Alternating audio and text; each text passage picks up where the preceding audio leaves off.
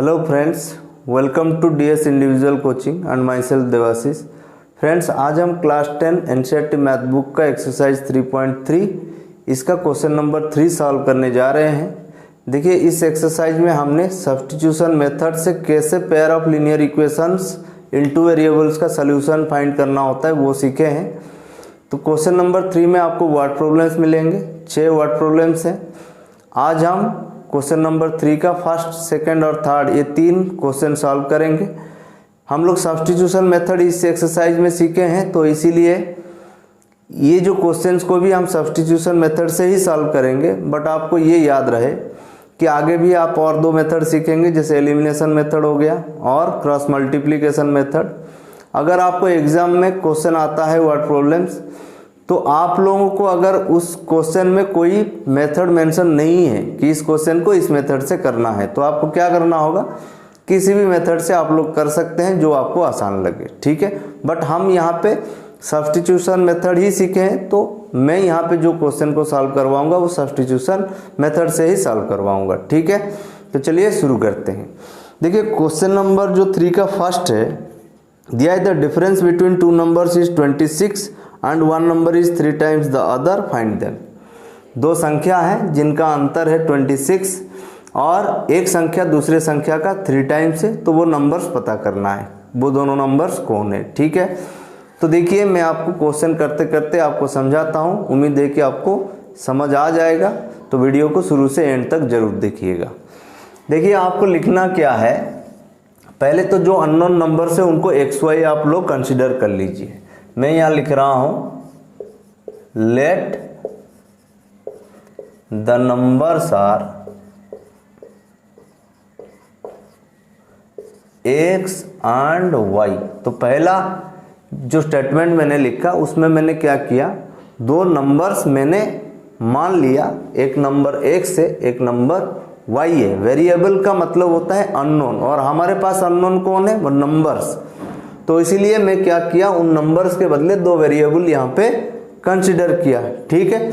उसके बाद जो पहला स्टेटमेंट है कि दोनों नंबर्स का जो डिफरेंस है वो 26 है। चलिए, अब देखिए, मैं एक बात बोल रहा हूँ। अब क्या है, दोनों नंबर का डिफरेंस, सपोज XY का डिफरेंस मैंने लिखा x minus y equal to 26, मैंने ऐसा लिख दिया, ठीक है। तो सवाल कोई कर सकता है, x माइनस वाई 26 होगा, क्या y माइनस एक्स 26 नहीं हो सकता है? हो सकता है, ठीक है। बट ये दोनों सिचुएशन में कुछ कंडीशन फिर यहाँ पे अप्लाई हो जाएगा। क्या, अगर आप x minus y equal to 26 लिखे हैं, तो इसका मतलब यहाँ पे x ग्रेटर देन y आपने मान लिए, ठीक है। इसको लिखने की जरूरत नहीं है, क्योंकि यहाँ पे देखिए जो डिफरेंस 26 वो एक पॉजिटिव नंबर है। तो जब आप एक बड़े नंबर से छोटे नंबर को माइनस करेंगे तभी एक पॉजिटिव वैल्यू आ सकता है, ठीक है। तो अगर x minus y equal to 26 आप इक्वेशन 1 लिए, तो इसका मतलब x ग्रेटर देन y हो गया। अगर कोई यहाँ पे y minus x equal to 26 लिखेगा, तो उस कंडीशन में क्या होगा, y ग्रेटर देन x होगा। ये ध्यान रहे, ठीक है। क्यों? क्योंकि नेक्स्ट जो स्टेटमेंट दिया है उसको फिर जब हम उससे इक्वेशन बनाएंगे तो ये कंडीशन जरूर अप्लाई होगा वहां पे, ठीक है। तो चलिए, हम लोग क्या करते हैं, दोनों को तो इकट्ठा नहीं माना जा सकता है, तो हमने ये सिचुएशन ले लिए, मतलब x माइनस वाई को 26 यहाँ पे ले लिए, तो इसका मतलब x ग्रेटर देन y हो गया। तो सेकंड स्टेटमेंट के अकॉर्डिंग क्या है कि एक नंबर दूसरे नंबर का 3 टाइम्स है। ओबियसली जो बड़ा नंबर होगा वो छोटा का 3 टाइम्स होगा। तो बड़ा नंबर कौन है, x, तो छोटा कौन है, y, उसका 3 टाइम्स मतलब y में 3 मल्टीप्लाई कर दीजिए, यही कंडीशन आएगा। छोटा नंबर तो बड़ा नंबर का 3 टाइम्स नहीं हो सकता है। तो मैंने इसलिए बोला था जो पहला इक्वेशन बनेगा उस पर डिपेंड करता है कि सेकंड इक्वेशन क्या बनेगा। चलिए, पहला इक्वेशन के हिसाब से हमने सेकंड इक्वेशन बना दिए, x इक्वल टू 3y, ठीक है। चलिए, इसको मैं क्या कर रहा हूँ, सेकंड इक्वेशन ले रहा हूँ, ठीक है। सब्स्टिट्यूशन मेथड से हमने क्या सीखे थे कि 2 इक्वेशन बना, किसी एक इक्वेशन से हम एक वेरिएबल को सेपरेट करेंगे और उसका वैल्यू को लेके सेकंड इक्वेशन में पुट करेंगे, यही सीखे थे। यहाँ पे देखिए, जब सेकंड इक्वेशन बना x इक्वल टू 3y, यहाँ पे x ऑलरेडी सेपरेट है, मतलब x का वैल्यू y में ऑलरेडी कन्वर्ट हो चुका है। हम क्या करेंगे, सिर्फ इस x का वैल्यू को इक्वेशन 1 में रख देते हैं, ठीक है। तो मैं यहाँ लिख सकता हूँ नाउ इक्वेशन 1 बिकम्स, देखिए कोशिश कीजिएगा हमेशा कि आपका जो सॉल्व करने का जो प्रोसेस है वो कैसे शॉर्टकट में हो जाए, उससे आपको टाइम बचेगा, ठीक है। लेंदी प्रोसेस में मत जाइएगा, क्वेश्चन को अच्छे से पढ़िएगा। क्वेश्चन जब समझ में आ जाए इक्वेशन बनाइए और ध्यान से देखिए कि हमें इजीली कैसे हम कैलकुलेट कर सकें। तो x equal to 3y, x separate already है इक्वेशन 2 में। अब इक्वेशन 1 बिकम्स क्या हो जाएगा, x का वैल्यू जो 3y आया है उसको हम इस इक्वेशन में रखेंगे, तो x माइनस वाई के बदले ये हो जाएगा 3y minus y equal to कितना हो जाएगा, देखिए 26। तो ये हो गया 2y इक्वल टू 26 और इससे हमें क्या मिलेगा, y इक्वल टू, देखिए 26 को 2 से डिवाइड करूंगा तो कितना आ जाएगा 13। तो देखिए ये जो एक नंबर हमें मिल गया, कौन सा नंबर, जो स्मॉलर है, x ग्रेटर देन y है, y छोटा नंबर है, तो वो जो स्मॉलर नंबर हमें मिल गया 13। अब क्या करना है, देखिए मुझे x भी फाइंड करना है। x के लिए क्या वैल्यू है, x इक्वल टू 3y, तो मैं यहाँ लिख सकता हूँ now x equal to 3y, तो यहाँ x equal to 3 into y का जो वैल्यू आया है यहाँ रिप्लेस करूंगा 13, तो यहाँ पे क्या मिला, x इक्वल टू 39। तो देख लीजिए आपका सोल्यूशन आपको मिल गया, ठीक है। तो मैं यहाँ लिख सकता हूँ देयरफॉर, यहाँ पे नंबर्स आर 39 एंड 13, एक नंबर 39 है और y हो गया आपका 13। ये था इस क्वेश्चन का आंसर, ठीक है। तो चलिए हम क्वेश्चन नंबर 2 सॉल्व करते हैं, क्वेश्चन नंबर 3 का सेकंड। अब हम क्या करेंगे, क्वेश्चन नंबर 3 का सेकंड करने जा रहे हैं। देखिए क्वेश्चन नंबर 3 का सेकंड में दिया है, the larger of 2 supplementary angles exceeds the smaller by 18 degrees, find them, ठीक है। तो यहाँ पे दिया है 2 सप्लीमेंट्री एंगल्स हैं, तो आपको पता है अगर 2 एंगल्स का सम 180 होगा तो वो सप्लीमेंट्री एंगल्स कहलाएंगे, ठीक है। तो अब क्वेश्चन में ये डिफाइंड है कि उन दोनों में से एक लार्जर एंगल है और एक स्मॉलर एंगल है, ठीक है, और दोनों का जो डिफरेंस है वो दिया है 18 डिग्री, ठीक है। तो चलिए इस क्वेश्चन को कैसे लिखेंगे मैं बता रहा हूँ। तो आपको क्या करना होगा, पहले लेट द एंगल्स आर, क्या हो जाएगा, x एंड y। तो मैंने क्या किया, पहले तो वो एंगल को कंसिडर कर लिया, एक एंगल x है और एक एंगल y है।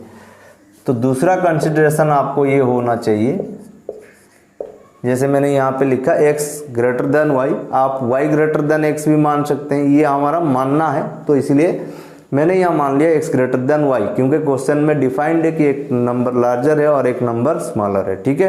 किसी को तो बड़ा मानना था, तो मेरे हिसाब से मैंने मान लिया यहाँ पे x ग्रेटर देन y। अब हम इक्वेशंस बनाएंगे, ठीक है। तो पहला इक्वेशन बनेगा, जैसे दोनों एंगल सप्लीमेंट्री है, ओब्वियसली दोनों का सम क्या होगा 180 डिग्री, ये आपका इक्वेशन 1 हो गया। सेकंड इक्वेशन है जो लार्जर है, एक्सिड्स जहाँ आया आप लोग माइनस दे दीजिए, ठीक है। देखिए लार्जर एक्सिड्स स्मॉलर, ठीक है। तो इसको इक्वेशन में ऐसे बना देते हैं, इक्वल दिया है 18 डिग्री, तो इसलिए यहाँ पे 18 लिखेंगे, ठीक है। ये आपको मैंने तरीका बताया कि लार्जर एक्सिड्स स्मॉलर बाय के जगह इक्वल कीजिए, जो वैल्यू दिया है वो लिखिए, ठीक है। अब हम क्या करेंगे, इन दोनों इक्वेशन को सॉल्व करेंगे और एक्स वाई का वैल्यू फाइंड करेंगे, तो हमें एंगल्स मिल जाएगा। तो चलिए देखते हैं कैसे सॉल्व करेंगे। तो मैं क्या करता हूँ, यहाँ पे इक्वेशन 1 लेता हूँ, x plus y equal to 180, जिसे मैं क्या करूँगा, x का वैल्यू को सेपरेट करूँगा, तो ये हो जाएगा 180 माइनस वाई। ये रहा x का वैल्यू, जब हमें y मिल जाएगा तो यहाँ पे y का वैल्यू रख के x का वैल्यू फाइंड कर लेंगे, ठीक है। बट अभी क्या करना है, हमें सब्स्टिट्यूशन मेथड यूज करना है, मतलब x का वैल्यू को इक्वेशन 1 से फाइंड किए और उसको सेकेंड इक्वेशन में रखना है। जैसे सेकेंड इक्वेशन क्या दिया है, x minus y equal to 18, तो x के प्लेस में मैं रखूँगा 180 माइनस वाई, और अगेन यहाँ पे माइनस वाई है इक्वल टू 18, ठीक है।